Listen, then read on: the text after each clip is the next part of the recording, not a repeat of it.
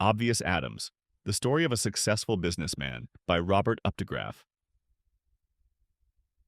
A lone man sat at a table by a window in the Dickens Room of the Tip Top Inn, Chicago. He had finished his dinner and was apparently waiting for his black coffee to be served. Two men entered and were shown to a table nearby. Presently, one of them glanced at the man by the window. "See that man over there?" he whispered to his companion. "Yes," said the latter, looking disinterestedly in the direction indicated. "Well, that is obvious Adams." "Is that so?" And he almost turned in his chair this time to get a good look at the most talked-of man in the advertising business. Ordinary-looking man, isn't he? Yes, to look at him, you would never think he was the famous obvious Adams of the biggest advertising agency in New York. And to tell the truth, I can't see why he is such a little tin god in the business world. I've heard him speak 2 or 3 times at the Ad League meetings, but he never said anything that we didn't know already. He seems to have a lot of people buffaloed, though. I confess he was a disappointment to me. It is funny, but that is the way most outsiders talk about Adams. And yet this same Adams has been an important factor in the success of more well-known businesses than perhaps any other one man. Even at this moment, while the two men were talking about him, he was making business history. He had turned the menu card face down and was drawing lines and making notes on the back.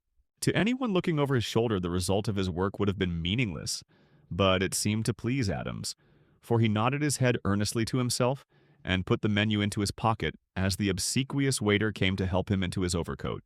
Half an hour later, a telephone bell jingled in the library of a sumptuous home in an Iowa city.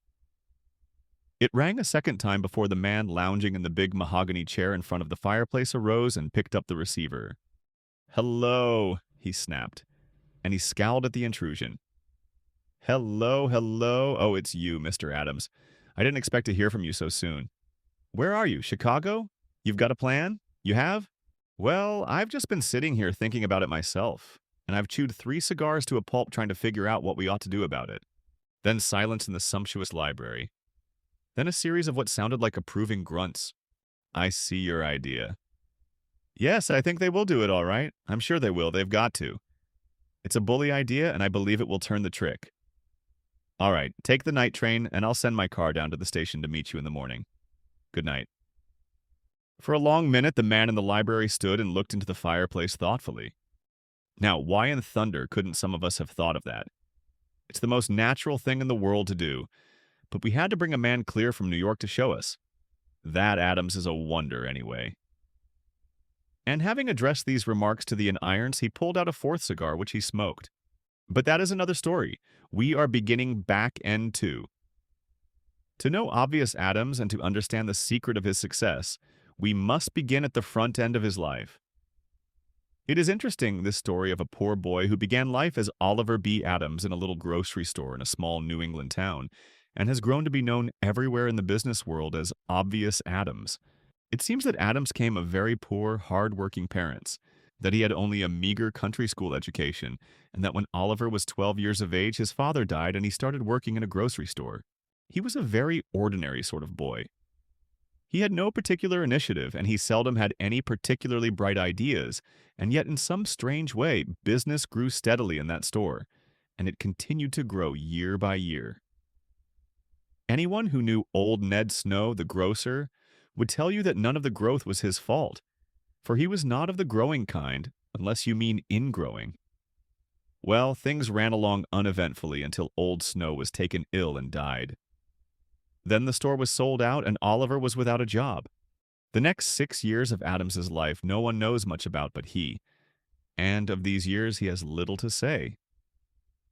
When the grocery store was sold out, he took what little money he had been able to save up and went to New York, where he worked by day in a public market and went to night school in the evenings. Then one day something happened.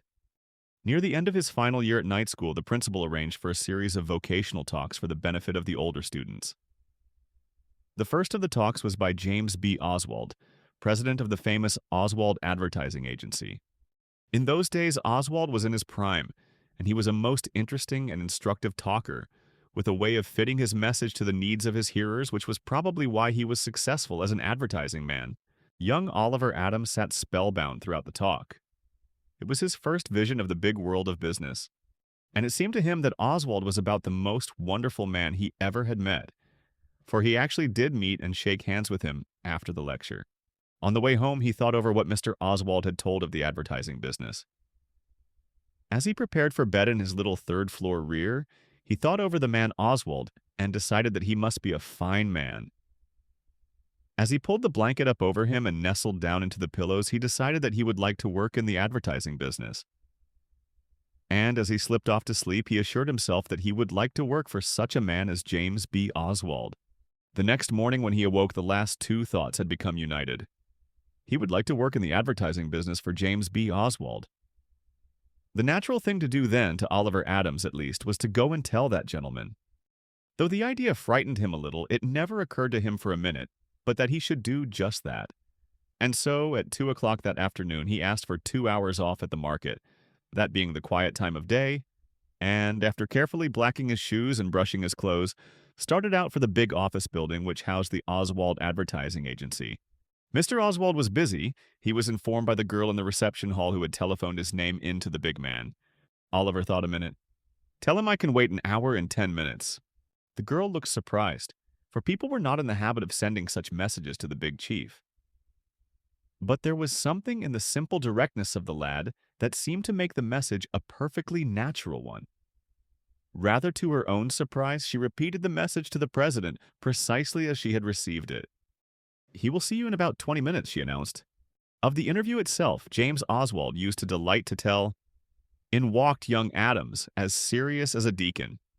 I didn't recognize him as one of the young men I had met the night before until he introduced himself and mentioned our meeting. Then he went on to say that he had thought the matter over and had decided that he wanted to get into the advertising business and that he wanted to work for me. And so here he was. I looked him over.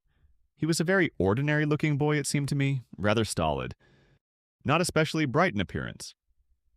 Then I asked him some questions to see how quick-witted he was. He answered them all readily enough, but his answers weren't particularly clever. I liked him well enough, but he seemed to lack alertness, that little up-and-comingness that is necessary in advertising.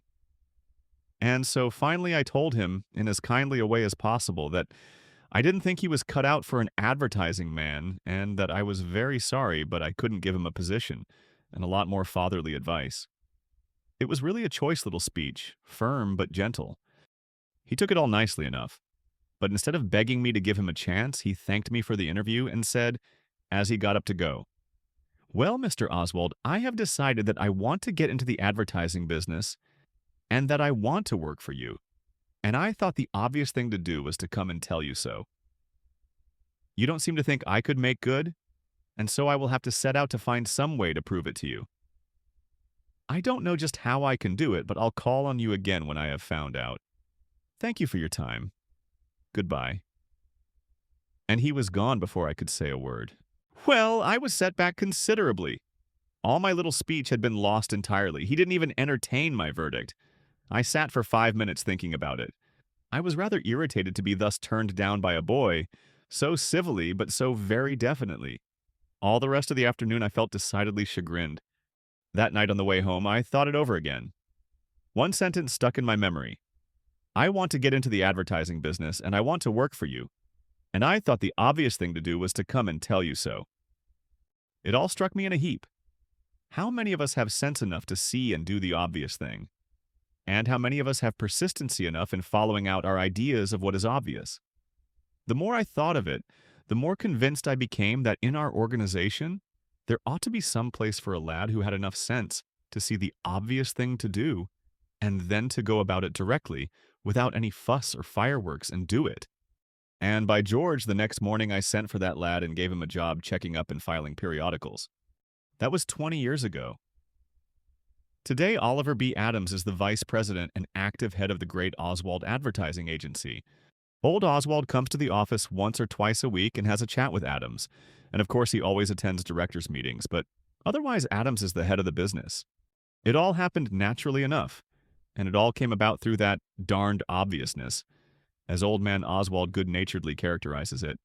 Before Adams had been working at his checking and filing job a month, he went to his boss and suggested a change in the method of doing the work. His boss heard him through and then asked him what was to be gained.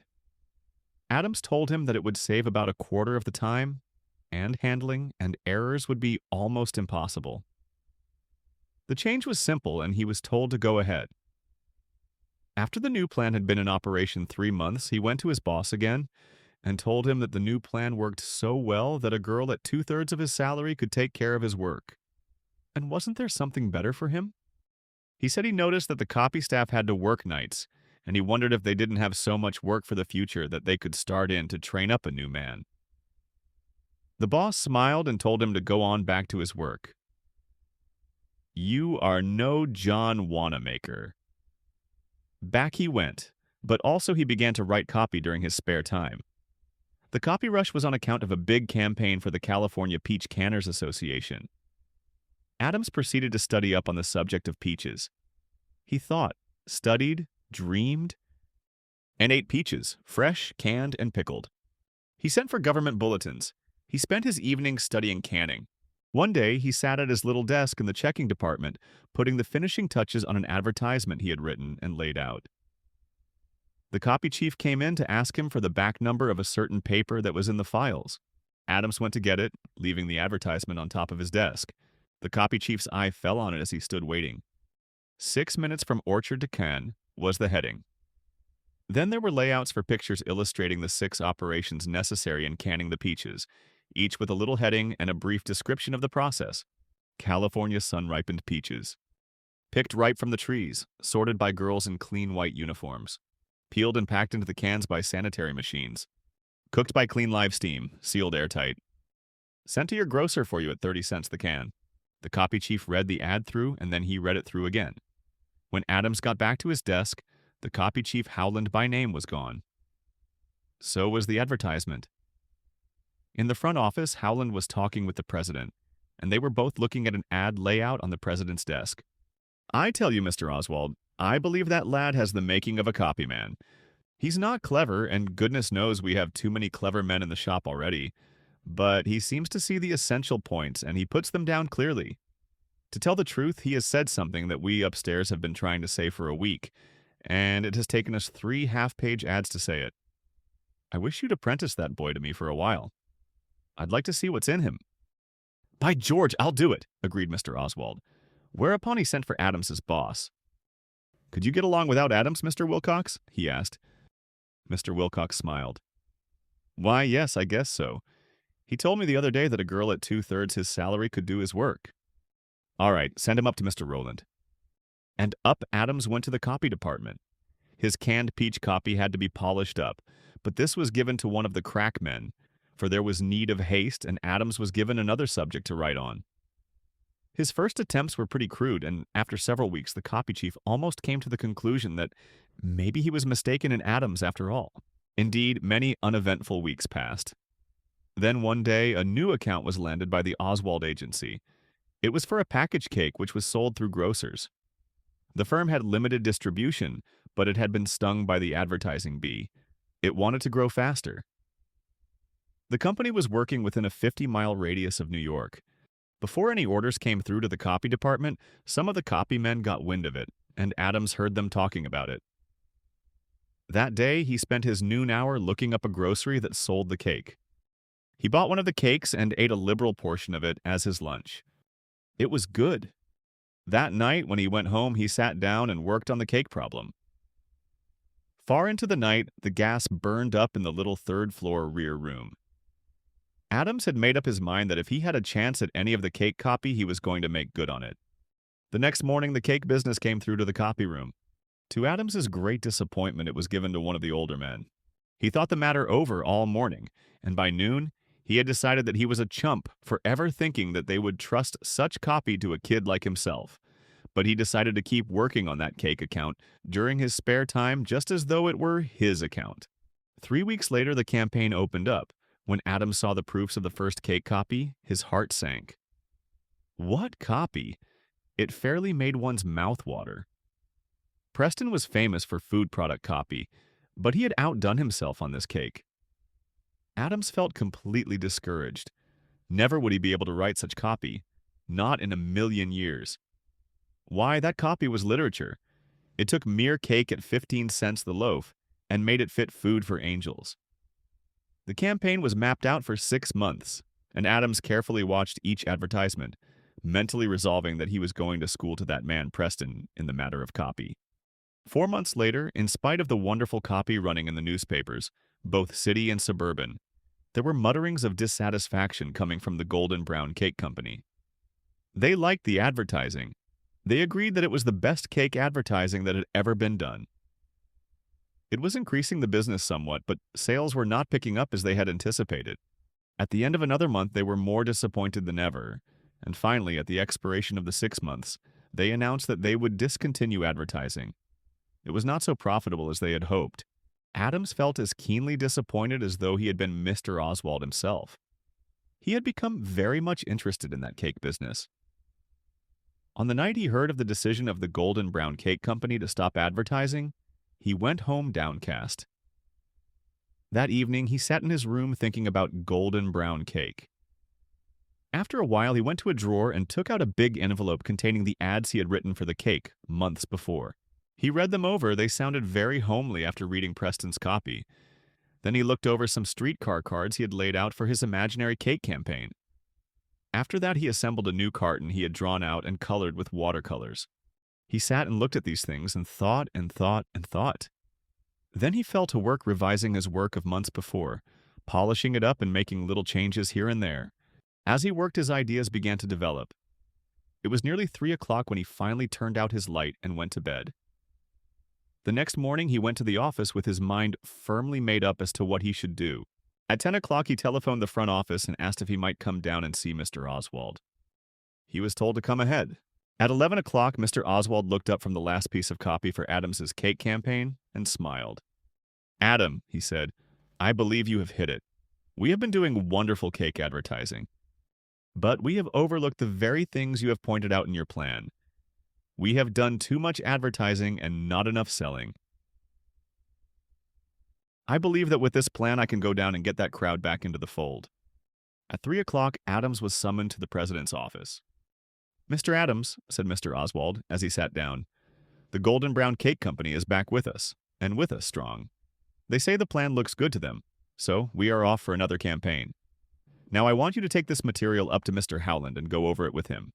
I have told him about it, and he is just as pleased as I to think you have done it. I have told him to go over the copy with you. It is good copy, very good, but it is rough in spots, as you doubtless realize, and Mr. Howland can help you polish it up. Don't let this give you a swelled head, though, young man. It takes more than one battle to make a campaign." Adams was treading on air when he left the president's office. But after he had talked with the copy chief for an hour, he was back on earth again, for he saw that there was much to be done before the copy would be fit to print. However, his main ideas were to be followed out. They all agreed with him in his contention that people ought to taste the cake, and that to supply grocers with sample slices wrapped in oiled paper fresh every day for 3 weeks to give to their customers was a good idea. That his idea of showing the cake in natural colors in the streetcar cards where it would, as he expressed it, make people's mouths water, was a good move. That giving up their old green package in favor of a tempting cake brown carton with rich dark brown lettering would make for better display and appeal to the eye and the appetite. Some of these things Adams had learned back in the little New England grocery store, and they seemed to him perfectly natural things to do. They seemed so to Mr. Oswald and Mr. Rowland and all the rest when they heard the plan, and every one of them wondered why he had not thought of them. Before the first week of the sampling campaign was up, the sales had begun to show a substantial increase, and at the end of a month, the Golden Brown Cake Company reported an increase of nearly 30% in their business in what was ordinarily the dullest month of the year. And that marked the beginning of one of the most successful local campaigns the Oswald Agency ever conducted. Yes, the copy was simple, almost homely, in fact, but it had the flavor of the old New England kitchen on baking day, and it told of the clean, sunny bakery where golden brown cakes were baked. In fact, it told it all so simply that it is entirely probable that it would have been turned down flat had not the previous campaign failed. Several months later, there was a very important conference in the front office of the Oswald Advertising Agency. The officers of the Monarch Hat Company, it wasn't hats, but I dare not tell you what it was, and hats will do for the purpose of the story, were closeted with the president and the copy chief. Conversation, sales reports, and cigar smoke were consumed in about equal parts for nearly 3 hours. It seemed that the Monarch Hat Company had two retail stores in a large southern city, that one of these stores was paying, though the other ran behind steadily. They did not want to abandon either store, for the city was large enough to support two stores, but they could not afford to go on losing. Already they had sunk hundreds of dollars in a special advertising campaign, which made the prospering store prosper even more, but did not pull the unprofitable store out of the loss column. Something had to be done, and done quickly. The conference had lasted until nearly lunchtime, but nothing had come out of it. Every plan that was suggested had either been tried or was impracticable. "Well, gentlemen," said Mr. Oswald at last, "we have spent 3 hours talking about what ought to be done, whereas it strikes me that our first job is to find out what is the matter. Will you give me 2 weeks to find out what the matter is and then meet for another conference?" They were all hungry. They were talked out. Yes, they would agree. "What's your idea?" asked the copy chief after the crowd had left. Mr. Oswald looked at him quite seriously. "Howland, I'm going to gamble. If I could spare the time, I'd go down there myself and investigate, but I can't. The Monarch people need never know about it. But we are going to send a boy down to that burg to see if he can find out what's the matter." "You don't mean—" "Yes, we're going to send young Adams. I have a sneaking suspicion that there is something obviously wrong in that situation, something that has nothing to do with sales reports or turnover. And if there is, by cracky, I'll gamble that plain. Everyday young man will ferret it out. Obvious seems to be his middle name. Maybe I'm a fool, but I'm going to try it." "Adams," said the president, as that young man stood before him, "the Monarch Hat Company has two stores in. One of them is paying and the other is not. I want you to go down there and find out without asking. Mind you, which of the stores is not paying, and then I want you to find out why. Get some expense money from the cashier and leave in the morning. Come back when you feel reasonably sure you know the answer." Adams went. He went directly to a hotel when he struck town, registered, and left his grip. Then he looked up the addresses of the two Monarch stores. 20 minutes later, he had found one store, located on the corner of two prominent streets, with a prominent entrance and display windows on both streets. The other store he found 3/4 of an hour later, right on Market Street, the main retail store street of the city, also located on a corner. But Adams was surprised when he found the store to discover that he had passed it 3 times while he was looking for it. He stood on the opposite corner and looked at the store. It had only a very narrow front on Market Street, but a very large display window on the intersecting street side. He stood thinking.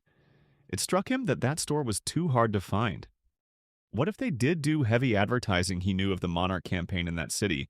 The other store would reap the benefit because it was so prominently located, even though not right on Market Street. Yes, he felt sure this was the unprofitable store. As he stood watching the store, he began to notice that more people went up on that side of the street, which meant that as they approached the store, their eyes were focused ahead, watching for the crossing policeman's signal to cross. And as they did cross the intersecting street, their backs were turned to the big side window. And even those who came down on that side of the street did not get a good view of the window because they were on the outside of the sidewalk, with a stream of people between them and the store. He counted the people for periods of 5 minutes and found that nearly 50% more were going up on that side than were going down. Then he counted the passers on the other side and found that nearly 50% more were going down on that side. Clearly, that store was paying almost twice as much rent for that side display window as it should, and Market Street rent must be enormous. People didn't see the store. People couldn't find the store easily. That night he thought, figured, and drew diagrams in his hotel room. His theory seemed to hold. He felt sure that he was right. The next night, after having studied the situation another day and obtained some rent and sale figures from the store manager, he took a sleeper back to New York. A few months later, as soon as the lease expired, that store moved. Adams had solved the riddle. It was really quite simple when you knew the answer. It's that everlasting obviousness in Adams that I banked on. He doesn't get carried away from the facts.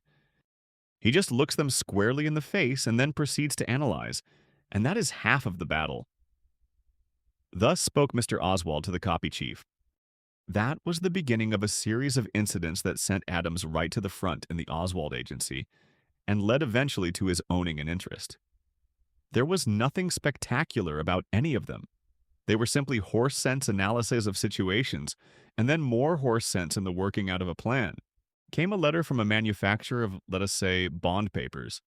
It really was not bond papers. But I must not tell you what it was, and bond papers will do very nicely for the purpose of the story.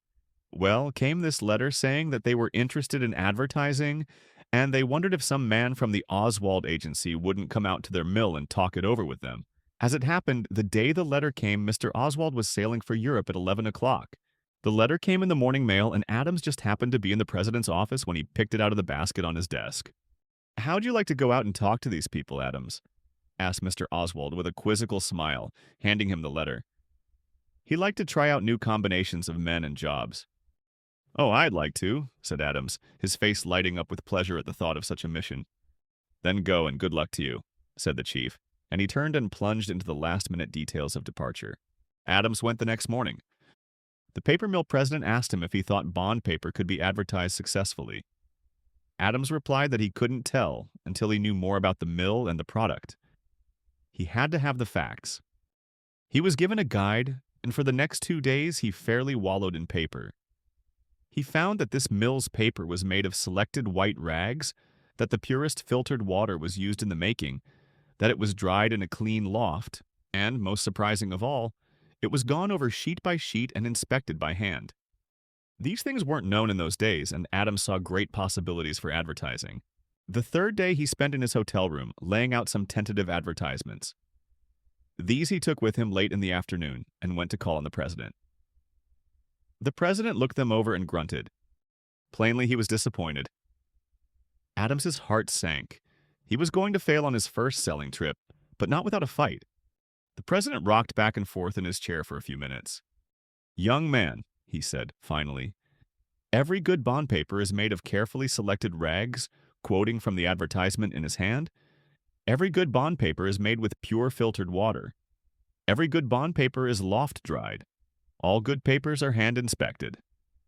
I didn't need to get an advertising man from New York to tell me that. What I wanted was some original ideas. "Everyone knows these things about bond paper." "Why is that so?" said Adams. "I never knew that. Our agency controls the purchase of many thousands of dollars worth of bond papers every year. Yet I venture to say that not a single man in our organization knows much about papermaking, excepting that good paper is made of rags. You see, Mr. Merritt, we aren't any of us papermakers, and no one has ever told us these things. I know there is nothing clever about these advertisements. They are just simple statements of fact. But I honestly believe that the telling of them in a simple, straightforward way as qualities of your paper, month after month, would in a comparatively short time make people begin to think of yours as something above the ordinary among papers. You would be 2 or 3 years at least ahead of your competitors, and by the time they got round to advertising, your paper would already be entrenched in the public mind. It would be almost a synonym for the best in bond paper." Mr. Merritt was evidently impressed by the logic of Adams' argument, yet he hesitated. "But we should be the laughingstock of all the papermakers in the country if they saw us come out and talk that way about our paper, when all of the good ones make their paper that way." Adams bent forward and looked Mr. Merritt squarely in the eyes. "Mr. Merritt, to whom are you advertising? Paper makers or paper users?" "I get your point," said the president. "You are right. I begin to see that advertising is not white magic, but, like everything else, just plain common sense." And Adams went back to New York with a contract for a year's campaign, to be conducted as the Oswald agency saw fit. The paper campaign was a success from the start, yet when it was analyzed, Adams had done nothing but the obvious. In due time, Mr. Oswald over in Europe heard of Adams's success in securing the account, and in due time came a little note of congratulation from the president. And the thing that puzzled Adams was that the envelope was addressed to Obvious Adams. That name, Obvious, spread all through the organization, and it stuck. Then the bond paper campaign came into prominence, and with it, Adams, and with him, the new name. Today he is known among advertising men from the Atlantic to the Pacific, and it is doubtful if more than a score of them know his real name, for he always signs himself just O.B. Adams. Nearly every magazine you pick up shows the influence of his obviousness. In advertising Monarch hats, for instance, they had always been shown on full-length figures of men, making the hats very small and inconspicuous. "Let's show the hat, not the man," said Adams, one day as he looked at one of the large original photographs in the art department. "If men could see such a picture as this, they would buy that hat. We lose too much when we reduce the pictures to such a small size." Whereupon he grabbed a pair of shears and sliced that perfectly good picture on all sides until there was nothing left but a hat, a smiling face, and a suggestion of a collar and necktie. Now, laying it onto a magazine page, which it nearly filled, run that and put your copy in that bare left-hand corner. Nowadays, you often open a magazine and find a face almost as large as your own smiling out at you, and you see it too. So, you see, Adams was really the Griffith of the advertising business, with his close-ups. Both of them merely did the obvious thing. Adams also discovered that advertisements did not always have to shriek out their message in 2-inch type. He proved that people would read a 4-page advertising story, set solid in small type, if it were made interesting and dramatic like any other good story. Quite an obvious way to tell about your business, too, when you come to think of it. You may be surprised to learn that Adams is not a particularly interesting man to meet, rather boresome, in fact. He has none of the attributes commonly ascribed to genius. He is not temperamental. Since those early days, he has been through many hard-fought campaigns, counseling here, directing there, holding back occasionally, making mistakes now and then, but never the same one twice. He has nursed numberless sick businesses back to health and rosy bank accounts through his skill in merchandising. He has helped businesses to grow from loft rooms to great plants covering acres. He has altered a nation's breakfast habits. He has transformed trade names into dictionary nouns. But for all his experience and reputation, he is rather uninteresting to meet, that is, unless you should catch him some evening in his home, as I did, and he should sit in the comfortable living room in front of the fireplace puffing contentedly on a good cigar and soliloquizing. It was in response to my question, "How did you come to acquire the name Obvious?" that he told me some of the incidents I have just related. "I wasn't born obvious," he chuckled. "I had obvious thrust upon me in the old days by Mr. Oswald. I never stopped to think in those days whether a thing was obvious or not. I just did what occurred to me naturally after I had thought things over. There is no credit coming to me. I couldn't help it." "Well," I pressed, "why don't more businessmen do the obvious then? The men in your office say that they often spend hours trying to figure out what you are going to propose after they have decided what they think is the obvious thing to be done. And yet you fool them repeatedly." Adams smiled. "Well," he said, "since I had that name wished upon me, I have given considerable thought to that very question, and I have decided that picking out the obvious thing presupposes analysis, and analysis presupposes thinking, and I guess Professor Zublin is right when he says that thinking is the hardest work many people ever have to do. And they don't like to do any more of it than they can help. They look for a royal road through some shortcut in the form of a clever scheme or stunt, which they call the obvious thing to do. But calling it doesn't make it so. They don't gather all the facts and then analyze them before deciding what really is the obvious thing, and thereby they overlook the first and most obvious of all business principles. Nearly always that is the difference between the small businessman and the big, successful one. Many small businessmen have an aggravated case of business astigmatism, which could be cured if they would do the obvious thing of calling in some business specialist to correct their vision and give them a true view of their own business and methods. And that might be said of a lot of big businesses too. Someday, he continued, a lot of businessmen are going to wake up to the power and sanity of the obvious. Some have already. Theodore Vail, for instance, worried over the telegraph equipment that stood practically idle 8 hours out of the 24, and he conceived the night letter idea to spread out the business over the dull hours and make more new business. What could have been more obvious? Study most of the men who are getting salaries of upward of $100,000 a year. They are nearly all doers of the obvious.